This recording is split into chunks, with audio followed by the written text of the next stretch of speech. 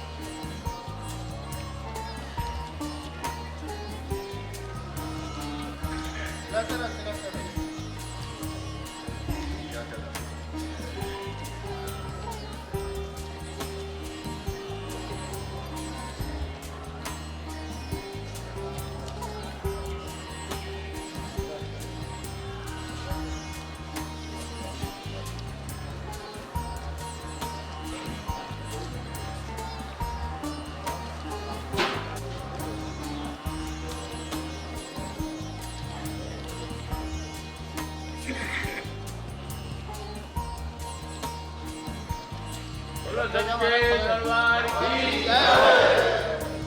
जगद्गुरु श्री चंद्र भगवान की जय। गंगा मैया की जय। यमुना मैया की जय। यमुना मैया की जय। ब्रह्म शिव महाराज की जय। पार्वती पतये हर गंगा तरंगमणि निरंतर विभूषित भाव भागम नारायण प्रियमनंगमदापहरं पार्वती पतये हर।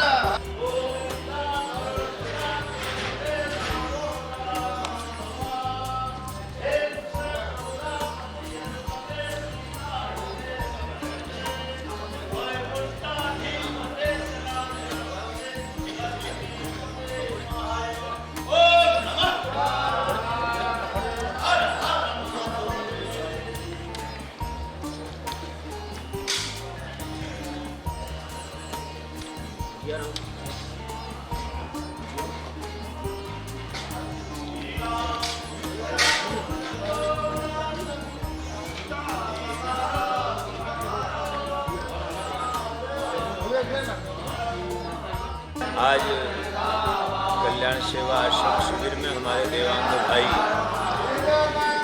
नडियाद गुजरात से उनकी ओर से संतों का एक विशाल भंडारा कल्याण सेवा आश्रम शिविर में आयोजित किया जा रहा है। कुंभ मेला शिविर में निरंतर 1 महीने तक ये अन्न क्षेत्र संतों का भक्तों का हजारों संत हजारों भक्त प्रतिदिन यहाँ भोजन प्रसाद दे रहे हैं और उसी क्रम में प्रतिदिन भक्तों की ओर से भंडारे आयोजित किए गए हैं। मैं कल्याण सेवा आश्रम की ओर से पूज्य बाबा जी की ओर से और अपनी ओर से देवांग भाई को उनके परिवार को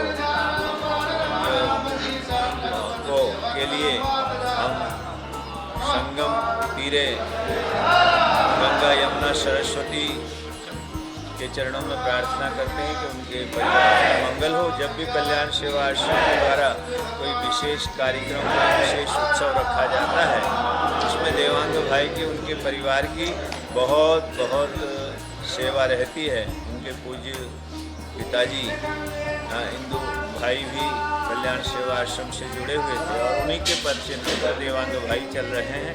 उनको बहुत बहुत आशीर्वाद, बहुत बहुत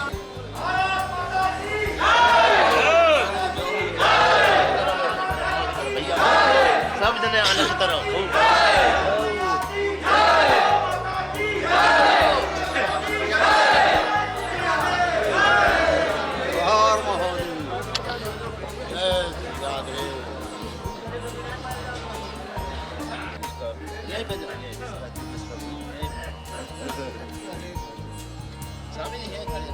आ जाएंगे ना भाई, आगे बढ़ते जाएंगे। तो खड़े रहो।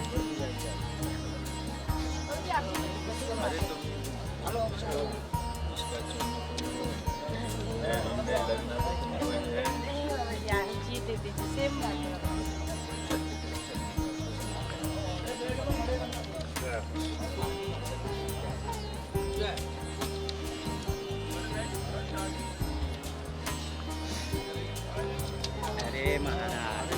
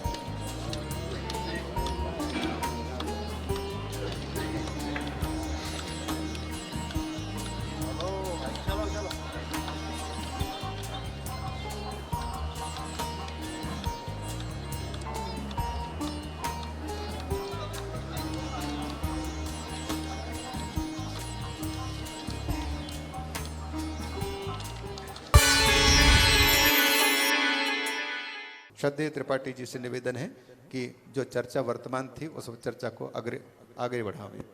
यह प्रेम सदा भरपूर रहे,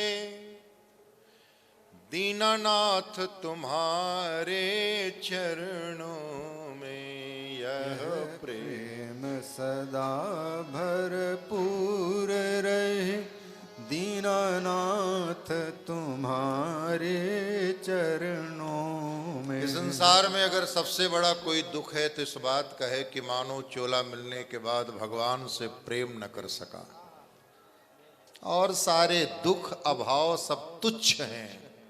या तो व्यक्ति को लेके हैं यानी वियोग जनित है, या वस्तु को लेके हैं अभाव जनित। लेकिन ये सारे संबंध शरीर के हैं प्यारे।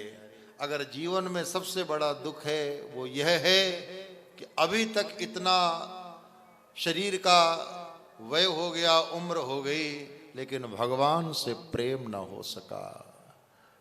हृदय बहुत दुख लाग, जन्म गयो हरि भजन बिन। हुआ न विषय विराग, भवन बसत भा चौथपन। हृदय बहुत दुख लाग, जन्म गयो हरि भजन बिन। ये सारा जीवन बिना भगवान के प्रेम के, भगवान की भक्ति के जा रहा है।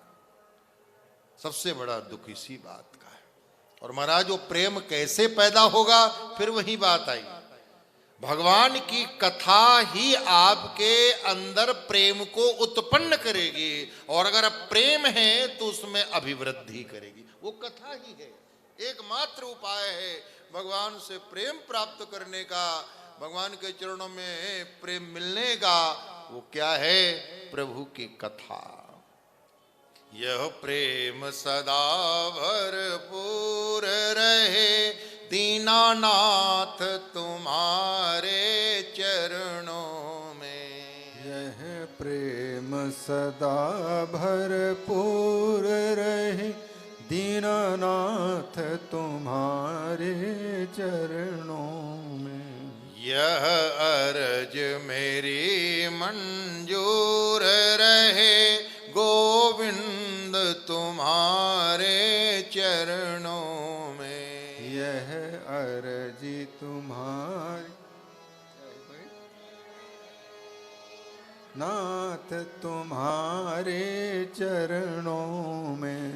यह अर्ज मेरी मंजूर रहे, दीनानाथ तुम्हारे चरणों में। यह अर्ज तुम्हें मंजूर रहे, दीनानाथ तुम्हारे चरणों में। जीवन को मैंने सौंप दिया, जीवन को मैंने सौंप दिया। जीवन को मैंने सौंप दिया। जीवन को मैंने सौंप दिया। भगवान तुम्हारे हाथों में। भगवान तुम्हारे हाथों में। उत्थान पतन अब मेरा है, उत्थान पतन अब मेरा है। गोविंद तुम्हारे चरणों में। गोविंद तुम्हारे चरणों में। यह प्रेम सदा भरपूर रहे, दीनानाथ तुम्हारे चरणों में। यह प्रेम सदा भरपूर रहे, दीनानाथ तुम्हारे चरणों में। संसार आसार है, सार नहीं। संसार असार है, संग नहीं। संसार आसार है, सार नहीं।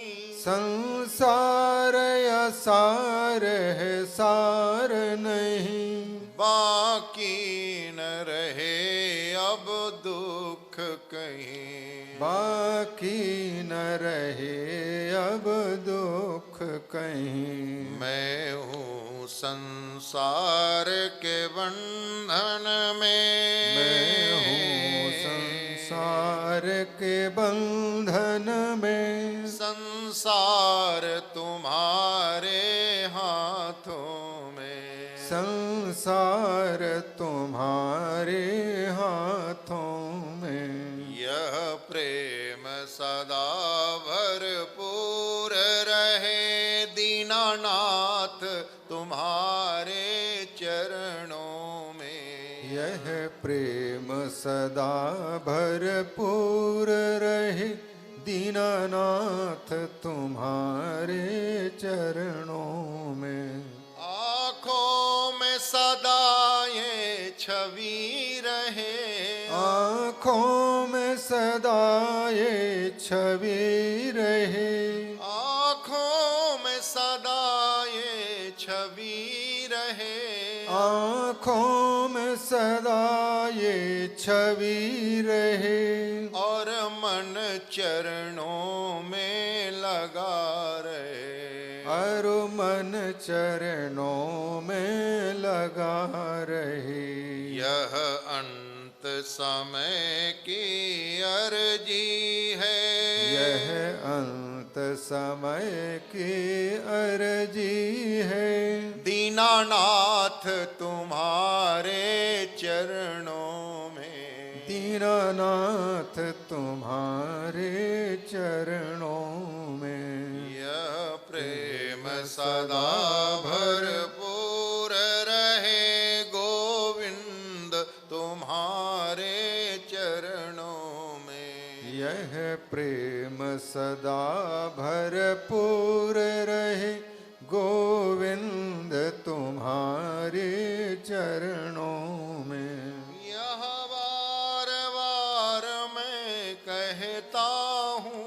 यह बार बार मैं कहता हूँ। यह बार बार मैं कहता हूँ। यह बार बार मैं कहता हूँ। आगे प्रभु आपकी मर्जी है। आगे प्रभु आपकी मर्जी है। यह भाव सभी भक्तों का है। यह भाव सदा भक्तों का है।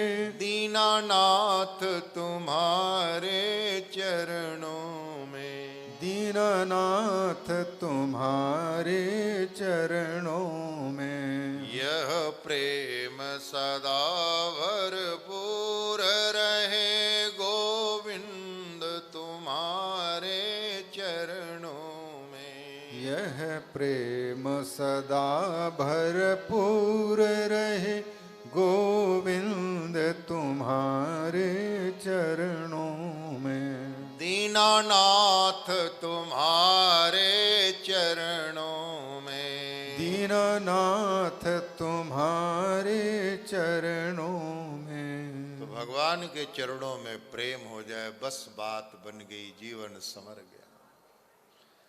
भागवतकार ने तो यहाँ तक कहा कैसे भी, चाहे ज्ञान योग से, चाहे भक्ति योग से, चाहे निष्काम कर्म योग से, और ये तीनों नहीं तो अपने अपने पारंपरिक स्वाभाविक जो कर्म हैं स्वधर्म निष्ठया। कोई सविता समाज का है तो अपना सविता समाज का कार्य करते हुए, कोई प्रजापति समाज का है प्रजापति। काम क्या कर रहे हैं उससे ज्यादा महत्वपूर्ण है हम कैसे कर रहे हैं, किस निष्ठा से कर रहे हैं, प्रभु को याद करके कर रहे हैं तो कर्म पूजा बन जाता है। ब्राह्मण होकर के भी अगर समर्पित होकर के, निष्ठा होकर के और भगवान के चरणों में अर्पित होकर के कार्य नहीं करता तो पूजा नहीं बन पाता। भगवान को स्मरण करते हुए जब हम कर्म करते हैं, यदि कर्म करो में शंभो तत्तद अखिलम तव आराधना। तो कहते हैं हम जो भी कर रहे हैं, भोजन बनाते समय, झाड़ू बुहारी करते समय, घर का काम करते समय, या जो पारंपरिक हमारे कार्य हैं वो करते हुए भी अगर हम भगवान को याद कर रहे हैं तो पूजा बन जाती है। और ऐसा करो, जीवन को ऐसा बना लो कि अंत समय में भगवान की याद आ जाए। जन्म लाभ परह पुंसाम अन्ते नारायण स्मृति। जन्म लेने का लाभ क्या है कि अंत में भगवान का नाम आ जाए, भगवान की याद आ जाए। देखो लास्ट प्रॉफिट निकालते हैं ना वर्षांत में, कोई विद्यार्थी परीक्षा देता है तो उसका रिजल्ट अंत में आता है। अब वो लाख कहता हो कि मैंने खूब पढ़ाई की है, रात दिन मेहनत किया है, लेकिन उसका रिजल्ट बता रहा है कि उसने पढ़ाई कच्ची की पढ़ाई सच्ची, उसने सच्ची मुच्ची पढ़ाई की है या केवल धोखा देता रहा है। तो हम जीवन में हमारा लाभ क्या है, अगर भगवान का नाम आ गया मरते समय तो जीवन लाभ में गया, प्रॉफिट में गया, नहीं तो लॉस। इसे लॉस होता है ना, नुकसान होता है। माने हमको मानो शरीर मिला, लेकिन मानव शरीर से जो प्राप्त करना था वो ना किया तो जीवन लाश में किया। जिस भगवान ने हमें जन्म दिया है, जिस भगवान की कृपा से हमें शरीर मिला है, मिला हुआ शरीर जिनकी कृपा से अगर वो ही नहीं मिले तो जीवन तो लाश में गया। तो जन्म लाभ है परे पुंसा मनते नारायण स्मृति। अच्छा, इसमें जो बाधा क्या है हमारे आपके जीवन में? वो बाधा मोह पैदा करता है। जहां हमें राग करना चाहिए वहां हम राग नहीं करते। करते किसमें है? वस्तुओं और व्यक्तियों में। यह मोह ही है जो हमें भगवान से अनुराग नहीं होने दे रहा। देखो, वस्तुओं और व्यक्तियों में हुआ राग मोह है मोटा मोटी, और भगवान में हुआ राग अनुराग है। जब हम नित्य से राग करते हैं वो अनुराग बन जाता है, जब अनित्य संसार से राग करते हैं तो मोह बन जाता है। और मोह बंधन का कारण है, अनुराग मुक्ति का कारण है। ये मोह, इसलिए गोस्वामी तुलसीदास जी ने बड़े सुंदर शब्दों में कहा, मोह सकल व्याधिन कर मूला। व्यक्ति पकड़ना चाहता है। अच्छा, औरों को नहीं पकड़ना चाहता, अपने शरीर को भी पकड़ना चाहता है। क्या? जब हम अपने शरीर से अमर नहीं हो सकते तो औरों के शरीर को भला हम कैसे अमर बना सकते हैं? जब हमारा ही शरीर नहीं ठहर सकता तो औरों का शरीर भला कैसे रुक सकता है? ये तो शरीर संसरति संसार है, शरीर संसार का भाग है, संसार सरक रहा है, शरीर भी सरक रहा है। पता नहीं लगा कब बच्चे से बड़े हो गए, बड़े से युवा हो गए, युवा से बुढ़ापा की ओर बढ़ रहे हैं, पता नहीं लग रहा। धीरे धीरे धीरे धीरे जैसे मुट्ठी में पकड़ी हुई रेत शनई शनई सरकती जाती है, वैसे ये शरीर सरकता जा रहा है। संसरति इति संसार है, और ये शरीर संसार का ही तो भाग है। शरीर भी सरक रहा है। तुम्हारा शरीर को नहीं पकड़ा जा सकता, शरीर को नहीं रोका जा सकता, लेकिन इस शरीर से जो पकड़ा जा सकता है, जिसे पाया जा सकता है, अगर हमने उसे नहीं पाने का प्रयास किया, उसे नहीं पाया तो जीवन लाश में गया। और इसमें कारण बनता है मोह।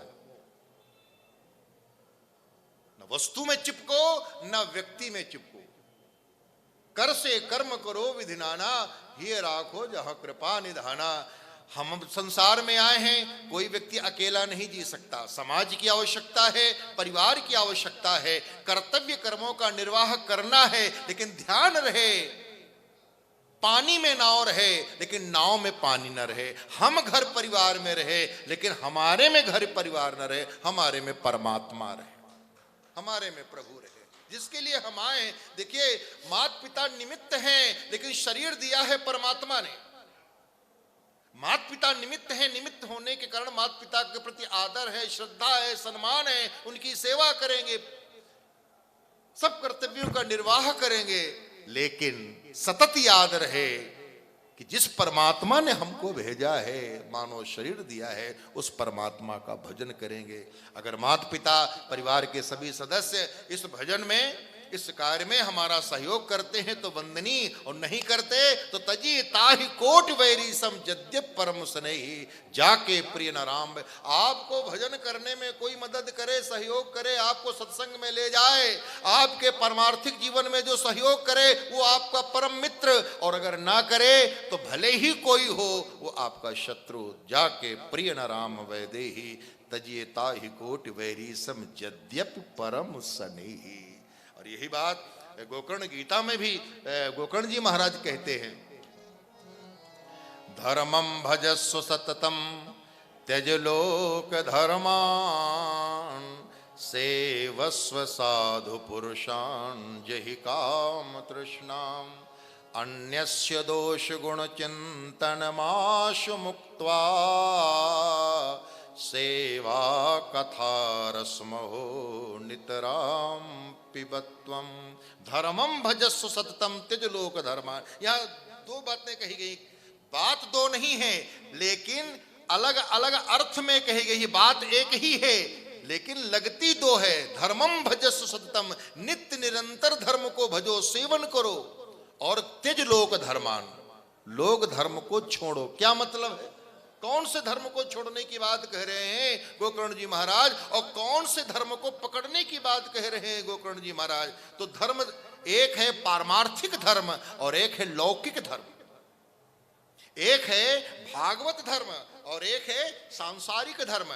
परिवार की, समाज की, अन्य जो रिश्ते हैं उनका निष्ठापूर्वक निर्वाह करना ये लौकिक धर्म है। और भगवान की पूजा करना, भगवान की आराधना करना, अपने आत्म कल्याण के लिए तपस्या, साधना, भजन करना ये पारमार्थिक धर्म है, भागवत धर्म है। अब अगर इन दोनों धर्मों में आपस में एकता हो, एका हो, आपस में विरोध न हो, तो समझदार व्यक्ति पारिवारिक धर्म का भी, लौकिक धर्म का भी और अपने कल्याण का पारमार्थिक धर्म दोनों का सम्यक रूप से निर्वाह करता रहता है।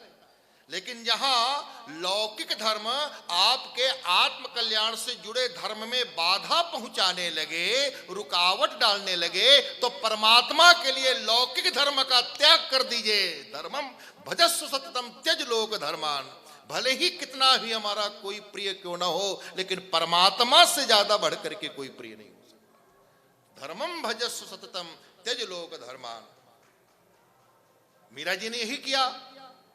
ये मीरा जी को लिखा है गोस्वामी तुलसीदास जी ने। कहते हैं मीरा जी ने पत्र लिखा बाबा गोस्वामी तुलसीदास जी को कि बाबा अब परिवार के लोग भजन करने में बहुत बाधा, बहुत मुसीबत खड़ी कर रहे हैं, मुझे क्या करना चाहिए। तब कहते हैं बाबा तुलसी ने ये पद लिखा कि जाके प्रिय न राम बैदे। जिनको भगवान प्रिय न लगे, जिनको परमात्मा प्यारे न लगे, जिन्हें सीता राम राधे श्याम अच्छे न लगे, तजिए ताहि कोटि वैरी सम। उन्हें करोड़ों करोड़ों शत्रुओं के समान तत्क्षण त्याग कर दो। यद्यपि परम सने, भले ही वो परम सने ही रहे हो, लेकिन अगर भगवान उनको प्यारे नहीं लगते तो आप उन्हें त्याग दें। फिर उदाहरण देते हैं वो, पिता तजो प्रहलाद विभीषण बंधु भरत महतारी। भरत जी यही तो कहते हैं, मां ये तुमने क्या किया, तुम्हें राम अप्रिय लगे, तुम्हें राम अच्छे नहीं लगे, जिनहि निरख मग सांपिन बीछी, तजहि विषम विष तामस तीछी। जिनका इतना सुंदर स्वभाव कि वन के हिंसक प्राणी भी अपना हिंसा वाला स्वभाव छोड़ देते हैं, जिनको देखते ही हिंसक प्राणी अपना हिंसा वाला स्वभाव त्याग देते हैं, वो राम तुम्हें अप्रिय लगे।